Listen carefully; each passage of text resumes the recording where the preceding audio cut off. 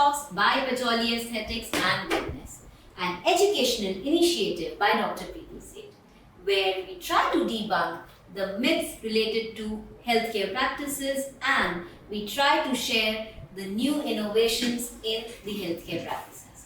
So today we have with us a very renowned doctor, Dr. Sumit Saxena, who is a super doc. Yes, a PhD in physiotherapy and associated with Delhi cricket team and Indian wrestling team. So I'm really proud that we are having a session with Dr. Sumit today. So आइए जानते हैं आपके सवालों के जवाब उनसे जो कि काफी इंटरेस्टिंग होने वाले हैं and informative भी. But before we begin our session, I would request all my lovely audience to tap onto the heart button and shower us lots and lots of love.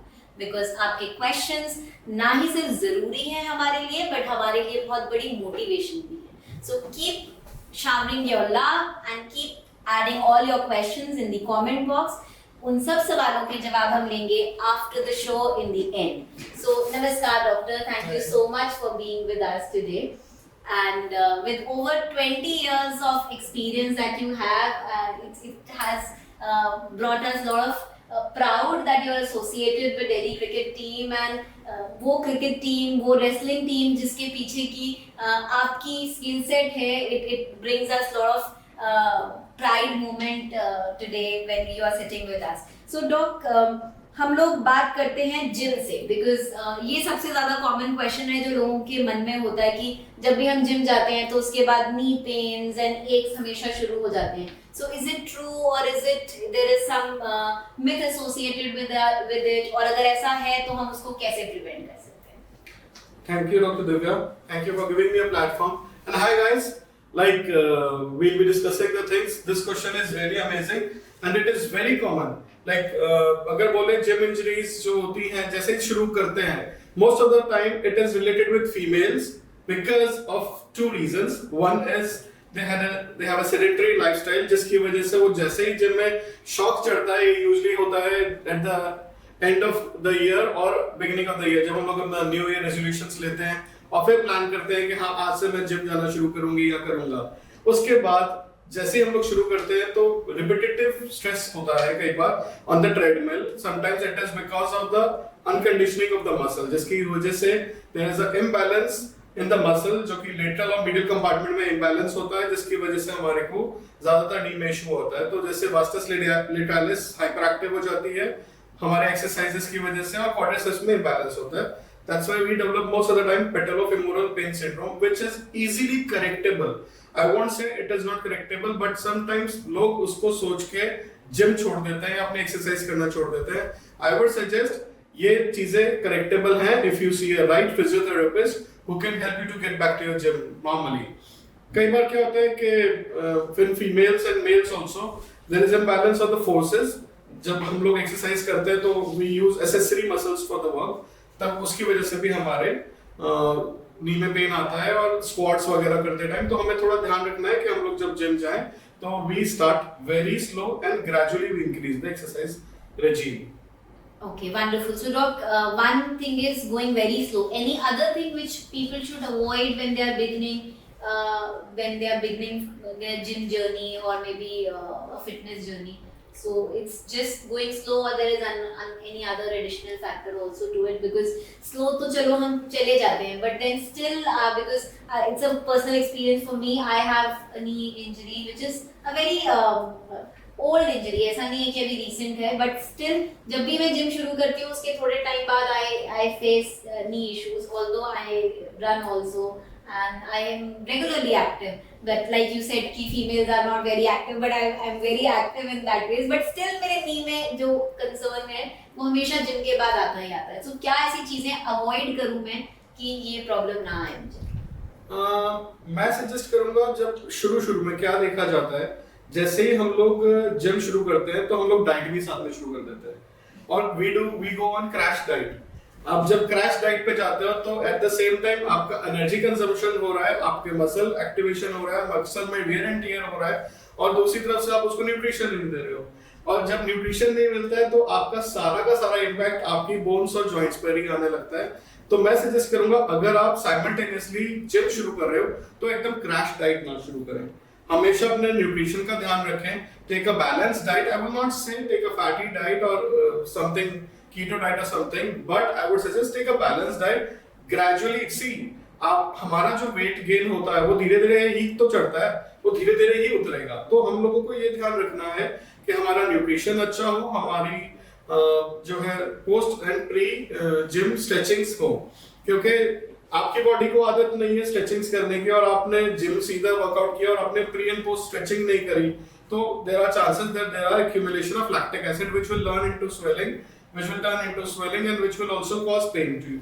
तो ये चीज का ध्यान रखो, स्ट्रेचिंग्स करो, न्यूट्रिशन ध्यान रखो और थोड़ा सा जस्ट फाइंड आउट के you are on a right track. Whatever is causing pain to you, please inform to the gym instructor so that you are vigilant about your pain. Wonderful. So now there are 3 tips doctor has suggested us. एक, go slow. Second, crash dieting या अपना nutrition जो है उसको बिल्कुल compromise मत करो.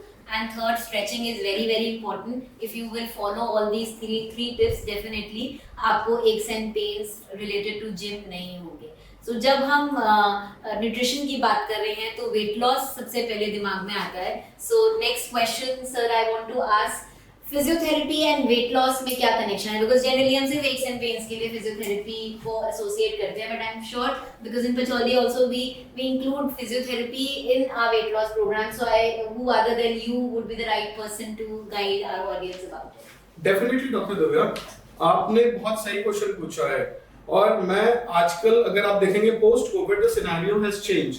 Now people are more prone for their wellness part, but वो गाइडेंस प्रॉपर नहीं मिल पाती है.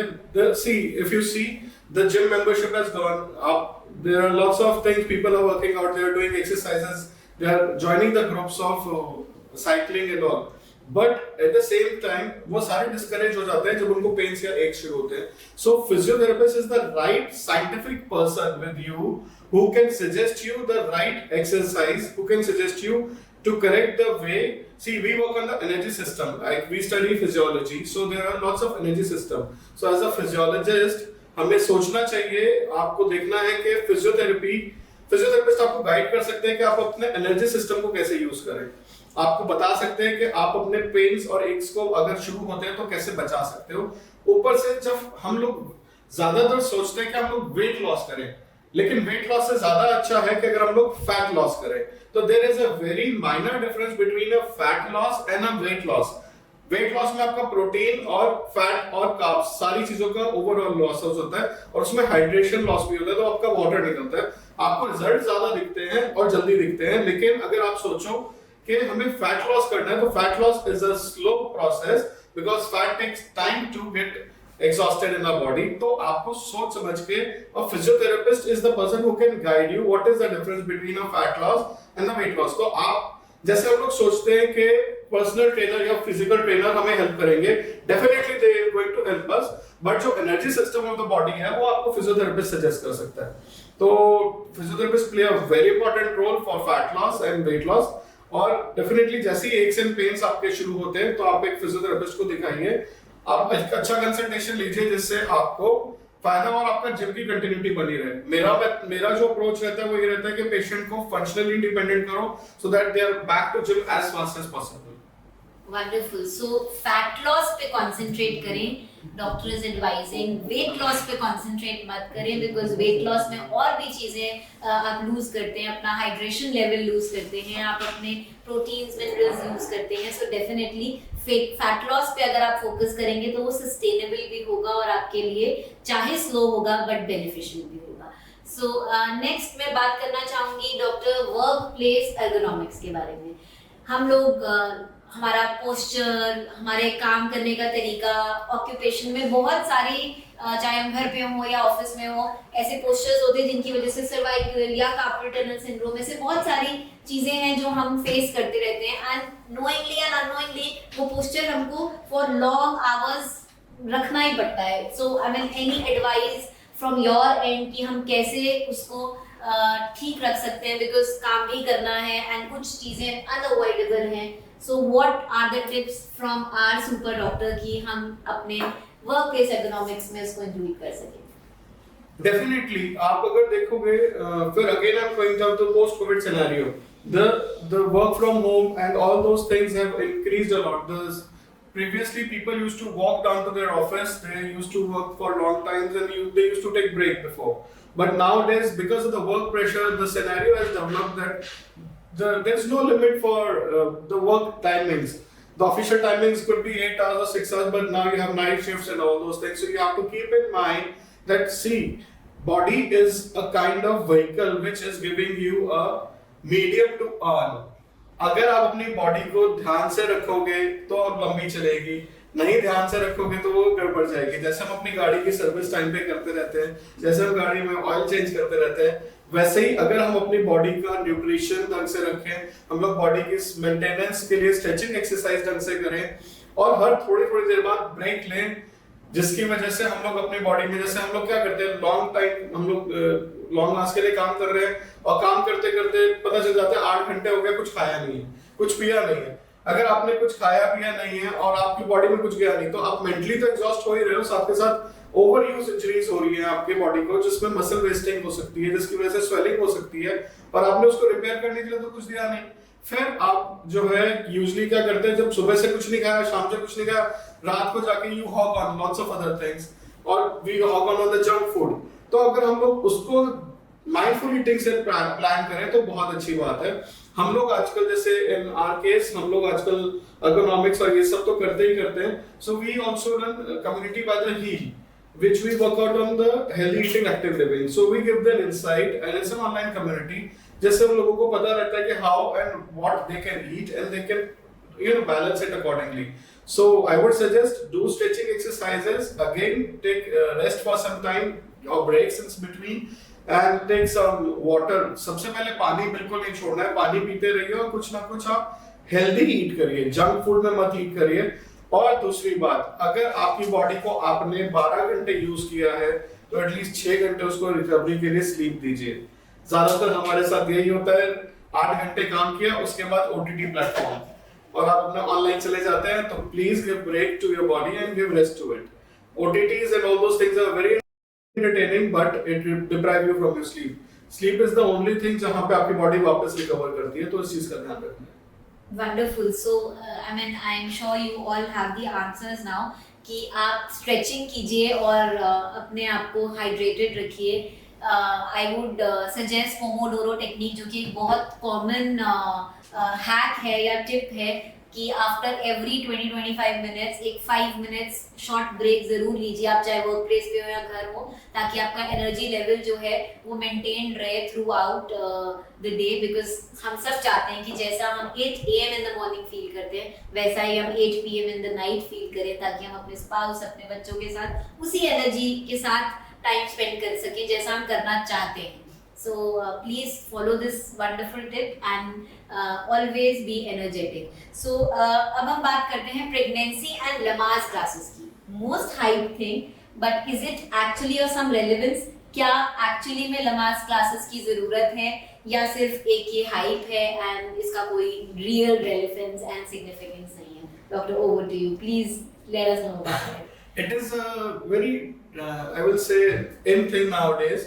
Or you have a holistic approach for the pregnancy. I would say कि it is a fact. It is a fact है. I will say कि हाँ फायदा तो होता है, but scientifically आपको कितना फायदा होगा it depends on individual to individual. How आप उसको कैसे perform करते हैं. और मैं suggest करूँगा, अगर हम लोग देखें इस चीज को तो कुछ साल पहले तक तो ये सारी चीजें नहीं थी, तब भी तो हम लोगों के पास नॉर्मल डिलीवरीज और ये सारी रहता ही था. तो it is a kind of I would से अ मार्केटिंग गिमिक आल्सो, जिसमें हम लोग कहते हैं कि फायदा तो है बट हाउ मच परसेंटेज और quantitatively it is helping, it has to, we have to see the market later on, जब ये स्टडीज हम लोग करेंगे इसके ऊपर. But definitely it is not wrong in that way. Those people who can afford it, that will be a very good thing for them. और जिस हिसाब से हमारा आजकल लाइफस्टाइल है, तो हम लोग अगर एक होलिस्टिक अप्रोच से वर्कअप करें तो it will be definitely going to help us. So take these Lamaze classes as a way to connect with your spouse and better half. आप उनके साथ अच्छा टाइम स्पेंड कर सकते हैं. डेफिनेटली एक एक्टिविटी भी आप कर रहे हैं. So yes, नुकसान कुछ नहीं है, हाँ, डेफिनेटली जरूरी है, ऐसा भी नहीं कहेंगे. So it's a wonderful advice by doctor Sumit. आप करना चाहें तो it's a good thing, but yes, जरूरी नहीं है. So that what you can do at home also. जैसा कि पहले पुराने टाइम पे, लाइक डॉक्टर सेड कि पहले जब ये क्लासेस नहीं होती थी तब भी बड़े बुजुर्ग of the family used to say active रहो, वॉक करो, घर में पोछा लगाओ. That was also kind of exercise which makes your muscles actually gives them a little strength and prepare them for the day and the procedure. So doctor, बच्चों की बात करते हैं. जब हमने प्रेगनेंसी की बात की, so सारी मदर्स बच्चों की बोन हेल्थ, मसल हेल्थ के लिए वरीड रहती हैं. उनकी अच्छी हाइट निकले इसके लिए वरीड रहती हैं. बहुत सारे हम गिमिकल एड्स भी देखते हैं कि आप ये करें तो आपकी हाइट अच्छी बन जाएगी. सो आपका as a physiotherapist and as a super doc क्या एडवाइस है बच्चों के लिए और उनकी मदर्स के लिए कि कैसे वो अपनी bone health and muscle health पे काम कर सकते हैं और अपनी अच्छी हाइट के लिए अपने आप को प्रिपेयर कर सकते हैं? इस पे फिर मैं चलूंगा डॉक्टर दिव्या कि हम लोग अगर देखें तो आज से 30 साल पहले मोबाइल नहीं थे. और जब हमारे पास मोबाइल नहीं थे तो बच्चे क्या करते थे? बाहर खेलते थे, गलियों में अपने सराउंडिंग्स में जाके खेलते थे. तब उनकी हाइट और कभी बोन हेल्थ वगैरह हैम्पर नहीं होती थी. क्यों? क्योंकि they had a good physical activity. आजकल क्या होता है, छोटा सा बच्चा होता है, पैदा होने के बाद उसको मोबाइल मिल जाता है. राइम सुना रहे होते हैं उसको, बच्चे को चुप कराने के लिए. आपने बोला mothers are worried about their child health, but again I would say parents encourage them and give them the mobiles. उसके बाद you won't believe there is a term which is coming up nowadays by virtual autism. It is because from the beginning a child is exposed for mobile and all those things, और उसकी वजह से they land up into sedentary lifestyle. Their physical activity is lesser. They are not eating properly. अब सारी चीजें आपका घूम फिर के वही आती है कि आपने बच्चे को न्यूट्रिशन देने के लिए आपने उसको खाना दिया कि नहीं, बच्चे ने खाना खाया कि नहीं खाया, और उसने एक्टिविटी करी कि नहीं करी. Physical activity is must for every kid. और जैसे जैसे हमारे बोन के अंदर बायोरिसेप्टर्स आर देयर, जब प्रेशर उनके ऊपर पड़ता है तो they automatic get normal growth pattern. उससे ग्रोथ हार्मोन एक्टिवेट होता है, उससे एपिफिजियल प्लेट्स एक्टिवेट होती है, तो ग्रोथ नॉर्मल नेचुरल आती है, नेचुरल तरीके से ही आती है, और आपका वेट भी उसी हिसाब से डेवलपमेंट होता है. लेकिन अभी because of the sedentary lifestyle and mobile and other exposures and junk food, वो बहुत ज्यादा इन है आजकल, और उसकी वजह से जो आप अपने बच्चे को दोगे वही बच्चा फिर रिटेन करेगा और उसी से डेवलपमेंट होगी. My advice to the mom and the parents and the grandparents कि बच्चों को encourage करो फिजिकल एक्टिविटी के लिए, हेल्दी और न्यूट्रिशनल खाने के लिए. If required, go for right and perfect supplementation जो कि उसको हेल्प करे, instead of going for myths and all those things. उसके साथ साथ take an advice from a physiotherapist how you can do some home exercise program with the kid, and you can also involve in group classes of जैसे वो activities आजकल because of the nuclear family अभी activities वो होती नहीं है, तो आप उनको ग्रुप क्लासेस में डालिए जहाँ पे उनका एक्टिव वर्जन हो, और मोबाइल स्क्रीन टाइम प्लीज उसको कर्टेल करिए. So very simple, get a very effective advice. आप stay away from the gadgets, active रहिए, वही पुराने तरीकों पे फिर से जाइए जो कि हम फिर से आफ्टर कोरोना में people have started adopting the old similar methods. वही चीज़ दोबारा रिवाइव करने की ज़रूरत है. एक्टिव रहिए, गली में खेलिए, मज़े कीजिए, एंड डेफिनेटली आपकी height and growth normal pattern पे ही रहेगी जैसा कि हम एक्सपेक्ट करते हैं, हम चाहते हैं. So for all those who have just joined in, this is doctor Divya. I am your host for today and we are live on Bright Talks by Pachauli Aesthetics and Wellness, an educational initiative by Dr. Preeti Seth, which is there to debunk all the myths associated with various healthcare practices, and also we try to give you the right kind of information about various innovations in healthcare. And today we have with us a super doctor, Dr. Sumit Saxena, who is a renowned physiotherapist with over 2 decades of experience, and he's associated with Delhi cricket team. Not only that, he is associated with Indian wrestling team. So we were talking about the interesting questions which you all had shared. So let's take up our next question. और अब हम बात करेंगे high heels की. सो जो कि सबसे ज्यादा इम्पोर्टेंट क्वेश्चन है मेरे लिए, because I being short heighted, मुझे हाई हील्स का बहुत शौक है, बट बचपन से I been hearing from my mother, नहीं पहनो, हाइट रुक जाएगी, नहीं पहनो, नी में प्रॉब्लम होएगी, नहीं पहनो, जॉइंट्स खराब हो जाएंगे. So doctor, what is the true thing? और हम जैसे लोग जो हील्स पहनना चाहते हैं उनके लिए कोई पॉजिटिव एडवाइस भी बताइए please, because we don't want to skip this. Definitely see, अगर देखा जाए तो हर एक चीज के प्रॉस एंड कॉन्स तो होते ही है. अब अगर हाई हील्स हमें एक तरीके से एस्थेटिकली आपको अच्छा लुक देता है, आपको प्रेजेंटेबल बनाता है, तो आप उसको यूज करना चाहिए. लेकिन अगेन जैसे हम लोग राशन वे में तरीके से अपने खाने को खाते हैं, ऐसे ही हम लोग अगर राशन वे में उसको मेजर करके रखें कि हम लोगों ने बहुत देर तक हाई हील्स नहीं पहनी, और अगर सपोज हम लोग हाई हील्स पहनते हैं तो heel has to be very proper, it has to be proportionate with the shoe size. कई बार क्या होता है कि शू साइज आपका एडजस्ट नहीं कर रहा होता, और हाई हील्स से वजह से डेफिनेटली बैक पेन भी आता है, आपका सेंटर ऑफ ग्रेविटी चेंज हो जाता है, वो आपका सेंटर ऑफ ग्रेविटी इंटीरियर थोड़ा ऊपर आएगा, तो उसकी वजह से आपका हेड पेन, नी पेन आएगा ही आएगा. तो उसको करने के लिए अगर आपने बहुत टाइम तक हील्स पहनी है तो ये जरूर ध्यान रखिए कि आपने स्ट्रेचिंग एक्सरसाइज करनी है. अपनी बैक की, काफ की, हिप की सारी मसल्स को स्ट्रेच करिए, क्योंकि अगर आपने बचना है और प्रोलॉन्ग वे में हील्स पहननी है तो प्लीज डेफिनेटली ये ध्यान रखिए, अगर आपने हील्स पहनने से पहले और हील्स पहनने के बाद स्ट्रेचिंग एक्सरसाइजेस वर्कअप करी है तो you will carry up your heels properly. आप उसको आराम से चला सकते हैं, उसका साइड इफेक्ट भी कम होंगे. मैं ये नहीं बोलूंगा कि हाई हील्स खराब नहीं है. High heels are over used, अगर वो ओवर यूज होती है तो आपके लिए प्रॉब्लमेटिक है. अगर आपने कहीं शादी में जाना 2-2.5 घंटे के लिए पहनना है, या किसी फंक्शन में जा रहे हैं अपना 2-2.5 घंटे के लिए पहनना, तो you can wear it, there is no issues about it. और ज्यादातर लोगों को हाई हील्स की वजह से नी पेन, एंकल पेन और हील पेन आते हैं, तो अगर आप स्ट्रेचिंग एक्सरसाइज करते रहेंगे तो you will be just away from all those things. So, doctor कब से हाई हील पहन सकते हैं? मतलब I don't know whether it is a relevant question, but yes, क्या बच्चों में भी कोई एज है कि तब तक तो बिल्कुल भी हाई हील्स नहीं लेनी चाहिए, एंड आफ्टर दिस चलो अब शुरू भी करना है तो ये टाइम कर सकते हैं? इसके ऊपर कोई डेफिनेट स्टडी नहीं है. Okay. My daughter is 11, 14-year-old and 12-year-old, and my elder daughter is wearing heels. But I always tell her कि हाँ, you need to be cautious about the things. कैसे आपने करना है. सी, अगर फीमेल्स हाई हील्स नहीं पहनेंगी तो they will not be it is Happy about it. हाँ, और साथ में it's a very, they make it very presentable to you. I'll say it is definitely a good artifact it is you're getting in your costume. So that means in moderation it is allowed, but yes, जैसा कि doctor Sumit बार-बार emphasize कर रहे हैं, stretching is very important here as well.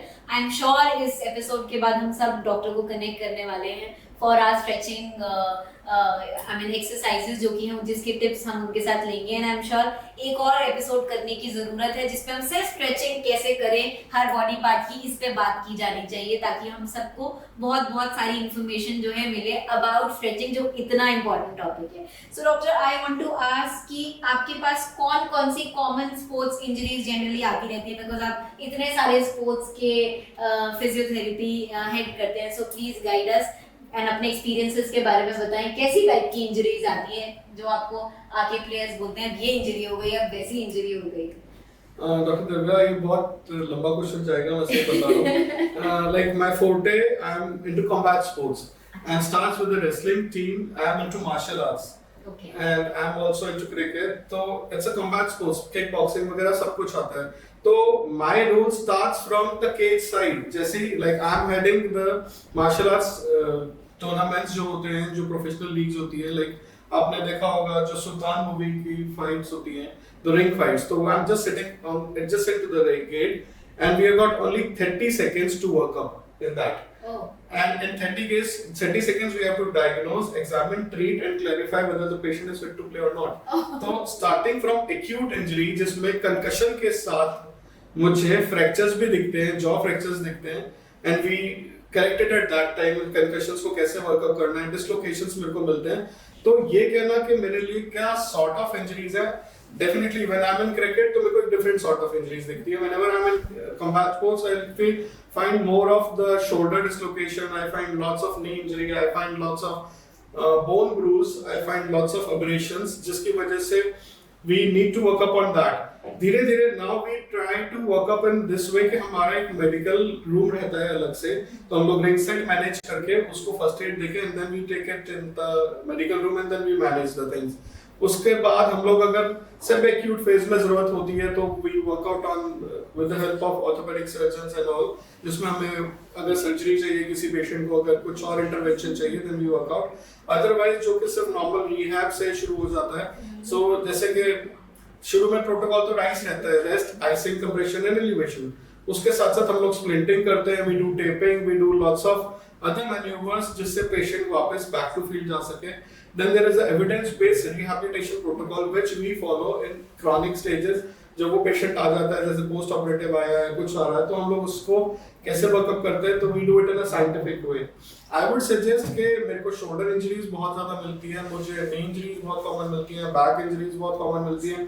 In runners मुझे Shin splint मिलता है, bowlers के साथ जैसे मुझे अगर है तो शोल्डर इंजरी मिलेगी, बैट्समैन है तो बैक पेन का मिलेगा, विकेट कीपर है तो उसके साथ हैमस्ट्रिंग्स वगैरह सारी चीजें मिलेंगी. तो क्लासिफाई करना कैसे है वो मुश्किल है, कौन सी इंजरी कॉमन है, बट हाँ ये सारे एरियाज कॉमन है. बट हम लोग इनको जैसे वर्कअप करते हैं, like I told you I run a community by the name sports performance enhancement.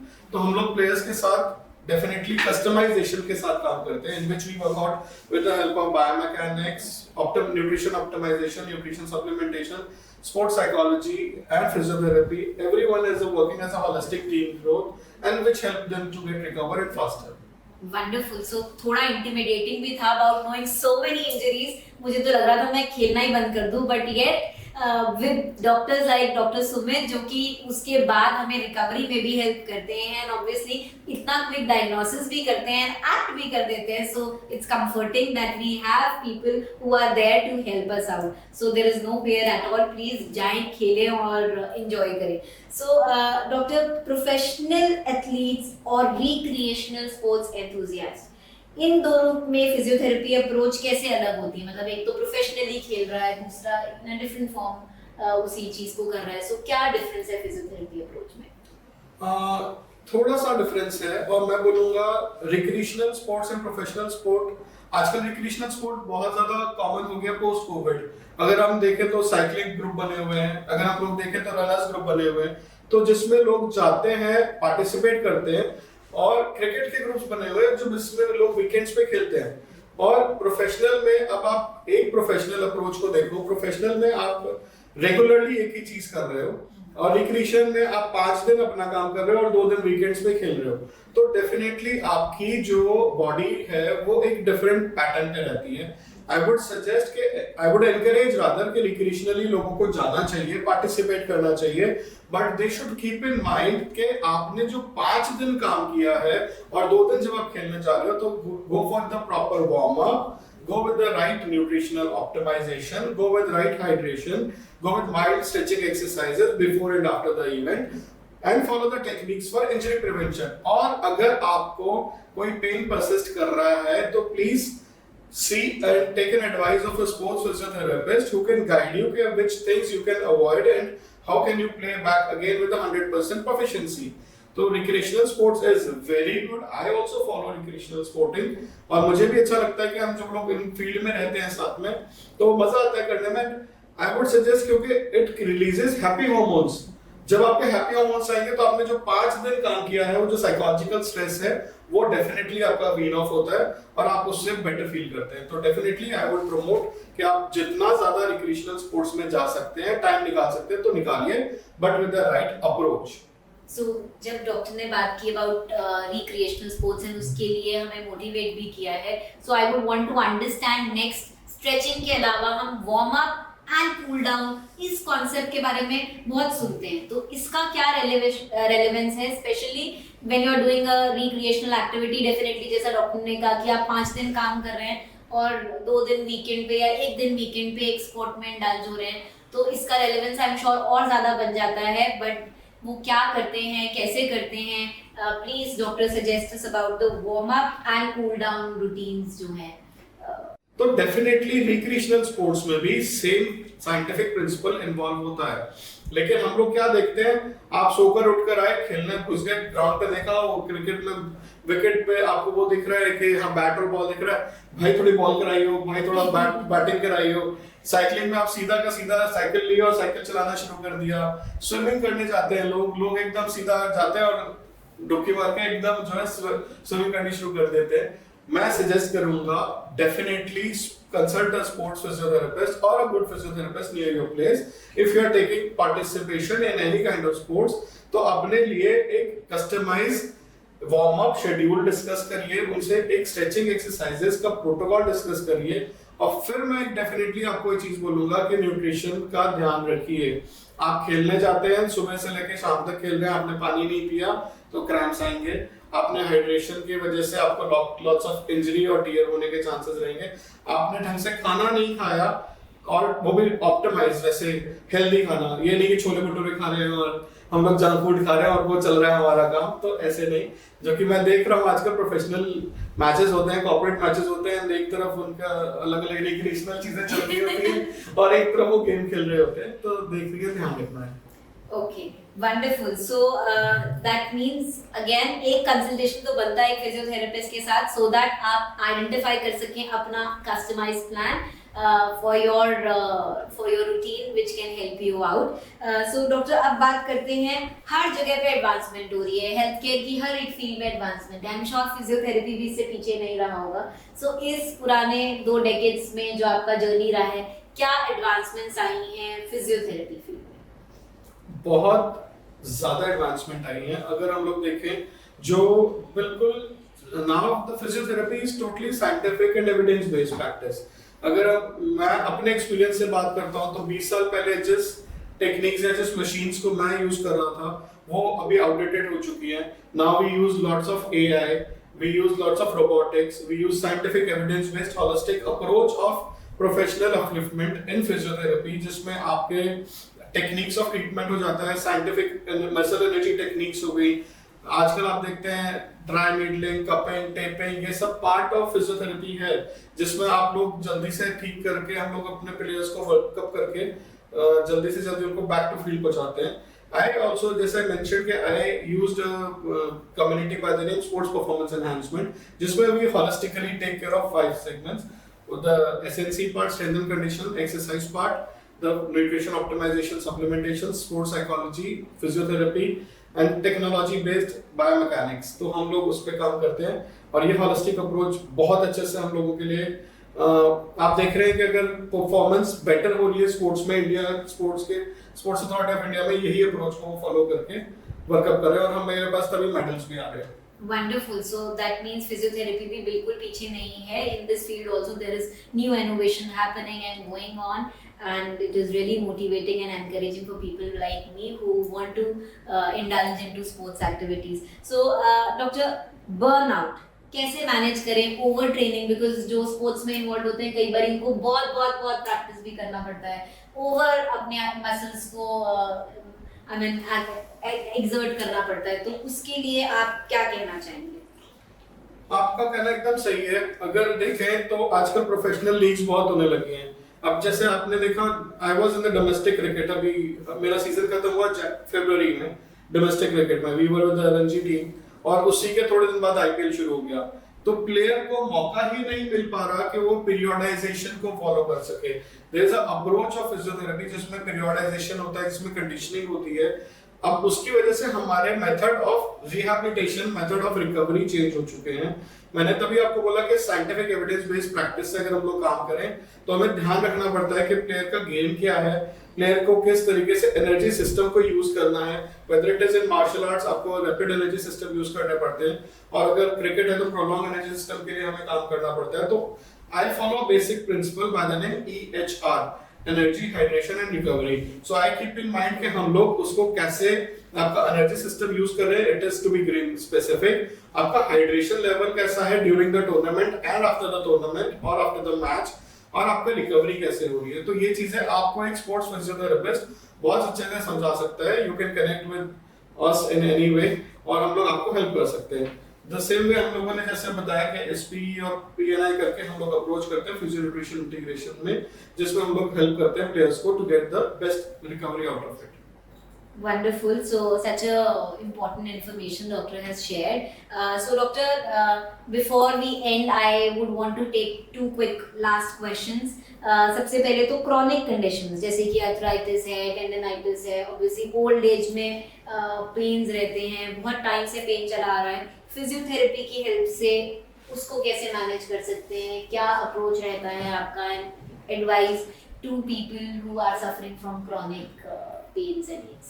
This is definitely a good question. मेरी जो अप्रोच रहती है, मैंने अभी आपको बताया, I follow approach by the name physio nutrition integration. इसमें see why these chronic conditions take place because of the free radicals in our body. Free radicals में हमारे जो धीरे धीरे करके ये प्रॉब्लम्स आपकी बढ़ती रहती हैं. सबसे पहले मैं बोलूंगा कि हम लोग ध्यान नहीं देते अपनी बॉडी के ऊपर. धीरे धीरे वो क्रॉनिक चीज में पहुंच जाता है, टेंडनाइटिस होने लगता है, आर्थराइटिस होने लगता है. तो जिस अप्रोच से मैं काम कर रहा हूँ उस अप्रोच में हम लोग फिजियोथेरेपी टेक्निक्स के साथ साथ we work out on nutrition optimization, nutrition supplementation. We run rather than communities, online communities जिसमें हम लोग हील के पर्पस से हेल्प करते हैं उनको हीलिंग में. और उसके साथ साथ जैसे जैसे हम लोग कस्टमाइजेशन करके उनको, क्योंकि जो फिजियोथेरेपी है वो आपको एक्सटर्नली हेल्प कर पा रही है, बट अगर आप इंटरनली अपनी बॉडी को हील नहीं कर पाएंगे with the right nutrition, with the right supplementation, तो आपको वो बेनिफिट उतना आउटकम नहीं मिलेगा जो कि मेरे को मेरे अपनी प्रैक्टिस में मिलने लगा है. My patients are very happy with that. So that means holistic approach is very important. सिर्फ outward improvement पे मत फोकस करें, internally अपना nutrition and बाकी जो आपके etiological factors हैं या और चीजें हैं उनको भी ध्यान में रखना उतना ही जरूरी है. सिर्फ एक चीज पे अपने आप को फोकस या बेस मत रखें.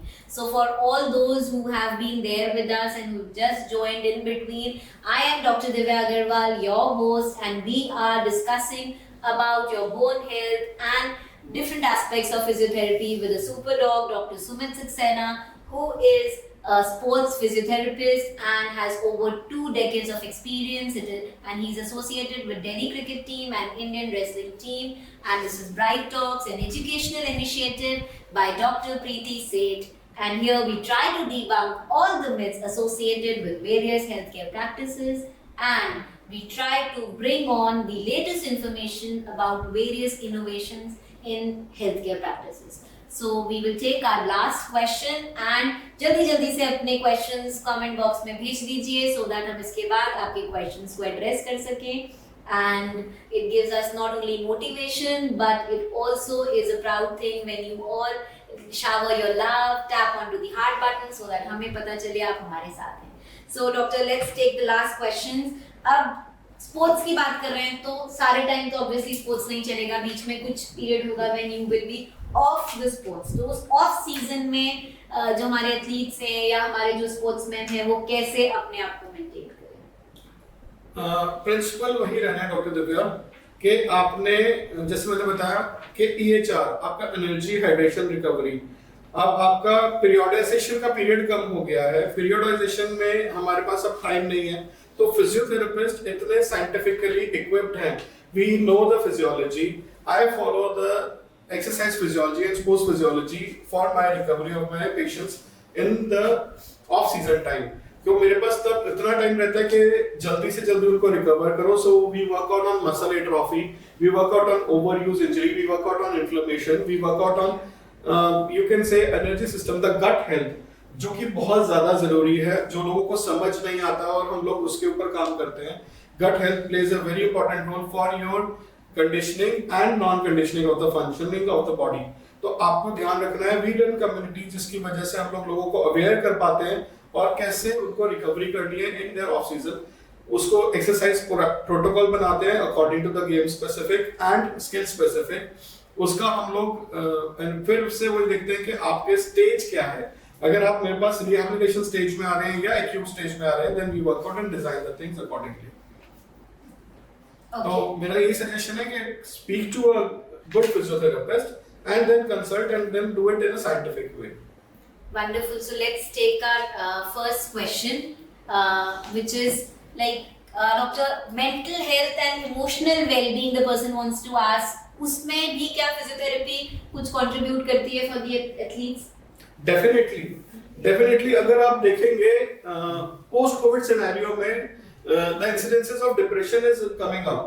तो mental health definitely plays a very important role. और जैसे मैंने शुरू में बताया था कि जब आप खेलने जाते हैं, रिक्रिएशनल उसमें जाते हैं, तो आपको हैप्पी हार्मोन्स रिलीज होते हैं, तो आपका chances of getting depression and all those things is really less. तो आप अगर आप देखो तो फिर से पोस्ट कोविड सिनेरियो में देखो तो because of isolation, because of lots of other health issues, हमारी ये सारी चीजें पाइल अप होती जा रही हैं। और इसी की वजह से अगर हम लोग देखते हैं तो lots of incidences of suicidal attempts are coming up. तो मैं डेफिनेटली ये सजेस्ट करूंगा कि आप सजेशंस लें, और हम लोग मेंटल हेल्थनेस के लिए वी रन कम्युनिटीज। एंड जैसे मैंने बताया कि हम लोग 5 सिनेरियो पे काम करते हैं: skill, exercise protocol, that is physiotherapy, sports psychology, sports nutrition and energy systems। तो अगर जब तक हम उस पे डेफिनेटली काम करके देखें तो हमारी परफॉर्मेंस भी बेटर होती है, और आपका मेंटल जो डिप्रेशन है या आपका कोई भी प्रॉब्लम्स होती है तो हम लोग उसको साथ के साथ टाइम पे वर्कअप करके आपको परफॉर्मेंस के लिए इम्प्रोवाइजेशन करते हैं। Definitely I can relate to it. खेलो तो अच्छा फील तो होता ही है, एंड इमोशनली भी जो आपका जो इमोशनल आउटबर्स्ट है वो भी डेफिनेटली आप मैनेज कर सकते हो अगर आप बाहर खेलने जाओ। इंडोर स्पोर्ट्स से इतना फर्क पड़ जाता था, आई एम श्योर बाहर खेल के तो we all stress, it is a stress buster for all of us. So doctor, one last question I would want to take. Sports physiotherapy techniques में रिसेंटली बहुत एडवांसमेंट हुई है, तो उसका इम्पैक्ट जैसा कि आपने डेफिनेटली डिस्कस किया कि अब बहुत मेडल्स ला रहे हैं, so people want to understand उसका रिकवरी और परफॉर्मेंस में कैसे जो है वो इम्पैक्ट आता है। मैंने अभी भी थोड़ी देर पहले बताया था आप लोगों को कि अभी जो हम लोग टेक्नोलॉजी बेस्ड मेथड से काम करते हैं, we use artificial intelligence, we use robotics, we use computer based games and all. आपका एक पैटर्न तो ये है ही है, this is a new advancement technology development which has taken place. लेकिन conventional method of energy recovery के जो हमें चाहिए, जैसे स्लीप सबसे ज्यादा जरूरी है, वो भी हमें चाहिए, उनकी सबकी इंपॉर्टेंस बहुत ज्यादा है। और अगर मैं बोलूं कि आजकल आप देखते हैं कि शूटिंग जैसा गेम है, आर्चरी जैसा गेम है, उसमें मेडल आने लगे हैं बिकॉज आपके पास मैं ये नहीं बोलूंगा कि वीडियो गेम्स खराब है, बट लॉट्स ऑफ VIs वगैरह की वजह से वर्चुअल गेम्स आप खेलते हैं तो आपकी स्किल्स बेटर होती है। तो same way we use it, incorporate these things in our practice, in our training session, और हम लोग रिकवरी और रिहैबिलिटेशन में भी इसको यूज करते हैं। तो वर्चुअल रियलिटी को बहुत ज्यादा हम लोग काम करते हैं, हम लोग अपना एडवांस रोबोटिक्स पे काम कर रहे होते हैं, फिर हम लोग साइंटिफिकली वर्कअप करते हैं on biochemical changes. Biochemical changes में we work out on sports performance by working out and enhancing the right hormonal pattern and energy system in the body, which is to be very scientifically done, and that's why I was mentioning that we do it with a community by the name Sports Performance Enhancement and PLI, जिसमें हम लोग काम करते हैं कि एक physiotherapy nutrition integration को कैसे कम कर सकते हैं। और अगर आप देखें तो ये एक होलिस्टिक अप्रोच है, इसमें योगा भी आएगा, इसमें आपकी काउंसलिंग भी आएगी, इसमें बहुत सारी चीजें आती हैं। और सबसे ज्यादा रोल फिर हम लोग भूल जाते हैं कि स्लीप का रहता है। अगर आप स्लीप नहीं लेते हैं, जैसे यू वर सेइंग कि बहुत अच्छा लगता है खेलने के बाद इंडोर गेम में, लेकिन आजकल मैंने देखा ज्यादातर बच्चे जो हैं या ज्यादातर स्पोर्ट्स पर्सन मेरे टीम में भी PUBG में लगे रहते हैं, और which is one of the very distracting thing which I really come across, and in PUBG they spend approximately on an average 1 to 1.5 hours per day। आप खुद सोचो कि आपका माइंड और वो साइकोलॉजिकल कैसे वो डेवलपमेंट होगा। तो I would suggest, it is not bad but it is also not good for your health. Definitely, and it is so motivating to know कि फिजियोथेरेपी में भी AI इंक्लूड हुआ है, एंड AI एडवांसमेंट्स जो हैं physiotherapy जैसी field में भी अपना रेलेवेंस क्रिएट कर रही हैं। एंड देन रोबोटिक्स का जैसा कि डॉक्टर ने मेंशन किया, it is such a wonderful thing. And PUBG के बारे में तो डेफिनेटली उसके इम्पैक्ट्स तो हम बहुत फील्ड्स में सुन चुके हैं, so it is a wonderful thing, and with all your love and good wishes, I would want to end the episode. Thank you so much, doctor, for being with us. It was lovely talking to you, and I'm your host, Dr. Divya Agarwal, and Dr. Sumit has been with us throughout discussing about physiotherapy.